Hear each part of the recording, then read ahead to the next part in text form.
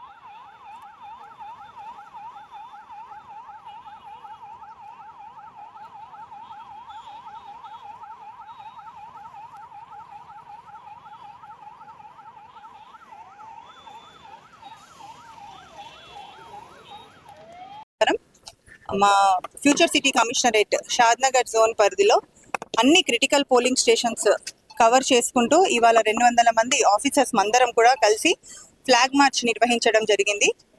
దీని యొక్క ముఖ్య ఉద్దేశం వచ్చేసి ప్రజలందరూ కూడా ఎటువంటి ప్రలోభాలకి లొంగకుండా, భయాందోళనకు గురి కాకుండా ప్రశాంతమైన వాతావరణంలో ఈ నెల 11వ తారీఖున అందరూ కూడా ఎలిజిబుల్ ఉన్న వాళ్ళందరూ 18 సంవత్సరాలు దాటిన ఆడ మగ అందరూ కూడా వచ్చి ప్రశాంతమైన వాతావరణంలో ఓటు హక్కును వినియోగించడానికి అందరికీ కూడా చెప్పడం జరిగింది.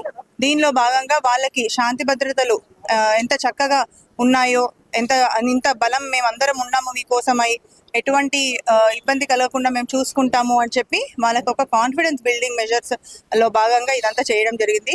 దీనిలో మా ఆఫీసర్స్ అందరూ కూడా చక్కగా పాల్గొన్నారు అండ్ అందరు ఎనర్జెటిక్ గా ఉన్నారు.